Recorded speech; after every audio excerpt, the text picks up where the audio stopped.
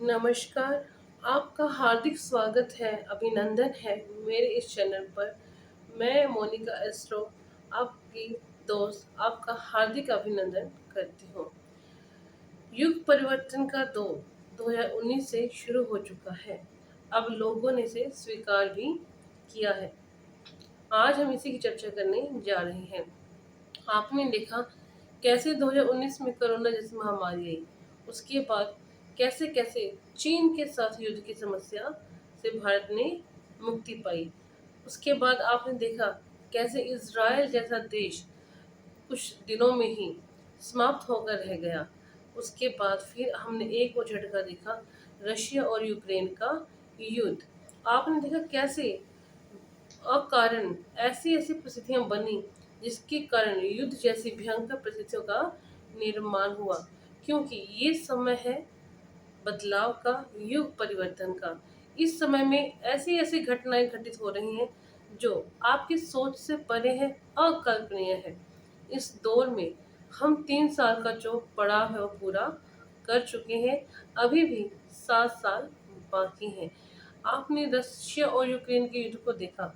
उम्मीद है कि अक्टूबर 2024 तक आते आते ही ये समापन की ओर पहुंच जाएगा।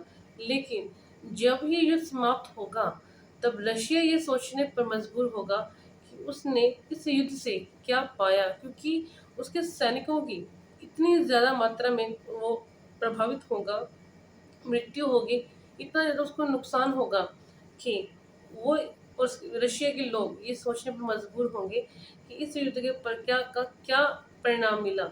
ये सोचने पर वो विवश होंगे। अब बात आती है कि इन युद्धों का हमारी अर्थव्यवस्था पर क्या प्रभाव पड़ेगा। आप देखिए आजकल हर देश चाहे वो कितना ही विकसित है, आप देखिए हम विकासशील देशों में आते हैं, कुछ देश जो G23 में आते हैं वो सब क्या है, विकसित देश है। रशिया है, चीन है, अमेरिका है, इंग्लैंड है, ये सभी विकसित देश हैं, जापान है। तो अब क्या होगा, जो विकसित देश हैं उनकी अर्थव्यवस्था पर भी बहुत ज़्यादा गहरा प्रभाव देखने को मिलेगा। वो भी डगमगाती हुई, चरमराती हुई दिखाई देंगी और भारत पर इसका जो कि प्रभाव थोड़ा कम देखने को मिलेगा, जैसे कि आप इन दिनों अभी देख पा रहे हैं। लेकिन भारत की तुलना में जो पश्चिम देश हैं उनकी जो अर्थव्यवस्था है वो बहुत डगमगाएगी। अभी तो समय 2023 तक का ही है, अभी हम 2023 में ही हैं। आप लंदन जैसे देशों में देखिए, वहाँ के नागरिकों से बात कीजिए। जो बच्चे हमारे युवा, हमारे भारतीय लंदन जैसे देशों में रहते हैं उनसे पूछिए आप, पहले की संख्या में पहले से ज़्यादा जो वहाँ की जो महंगाई दर है वो बड़ा है। यानी कि अब जो महंगाई का दर है वहाँ पर पहले की तुलना में 2.5 से 3 गुना बढ़ा है। जो चीज़ वहाँ पर 40 रुपए की पहले मिल रही थी वो इस समय में 100 या 150 रुपए में उपलब्ध है। तो वहाँ के जो लोग हैं, वहाँ के जो नागरिक हैं, वो भी सड़कों पर रहने को मजबूर है। इतनी भयंकर रूप से जो अर्थव्यवस्था है वो चरमराई है। लेकिन आने वाले समय में 2029 तक, 2025 से 29 तक आप पाएंगे कि पश्चिम देश एक बहुत ही विकराल परिस्थिति में पहुंच जाएंगे। तो उसका क्या होगा, अगर अर्थव्यवस्था डगमगाएगी तो किस ओर इन देशों को लेकर जाएगी, युद्धों की तरफ।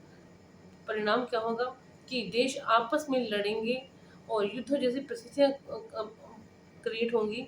उससे क्या होगा, एक देश दूसरे देश से लड़ाइयों पर उतारू हो जाएगा, क्योंकि उनको पता है या दो ही रास्ते हैं, या तो अगर आप सर्वाइव करना है तो दूसरे देशों पर आपको, दूसरे क्षेत्रों को आपको प्रभावित करना ही होगा। इस कारण से कई देशों में युद्ध की परिस्थितियां निर्मित होंगी और इसका जो प्रभाव है वो अर्थव्यवस्था, उसका जो है एक मुख्य कारण होगा। महंगाई इस लेवल तक पहुंच जाएगी, इस स्तर तक चली जाएगी कि दूसरे देशों के साथ युद्ध बनेंगे, ऐसी ऐसी परिस्थितियां बनेगी और जिससे युद्धों की संभावना दिन प्रतिदिन बढ़ती जाएगी। यानी कि जो डगमगाती अर्थव्यवस्था है वो एक मुख्य कारण होगी। वर्ल्ड वार 3 अगर होता है तो उसका जो मुख्य कारण होगा वो महंगाई ही होगी। और इस समय में, इस समय अंतराल में कोई ना कोई कोरोना जैसी महामारी 25 के बाद आती हुई दिखाई देती है। लेकिन जितना अब हमें नुकसान देखा है, हमें जनसंख्या में या फिर लोगों की हमने देखा कितने लोग इससे आहत हुए हैं, इससे ज़्यादा संख्या में लोग उससे आहत होते हुए नजर आते हैं।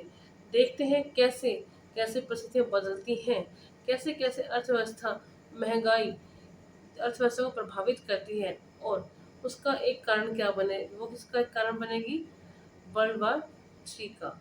तो आशा करती हूँ कि ऐसी परिस्थितियाँ आने से पहले हम संभलें और उस परिस्थितियों से हम ना गुजरें, इसलिए हमें उसके लिए प्रयासरत हो रहना चाहिए। मैं मोनिका एस्ट्रो, आपकी दोस्त। आप अगर मुझे पसंद करते हैं तो लाइक कीजिए, सब्सक्राइब कीजिए, शेयर कीजिए। धन्यवाद।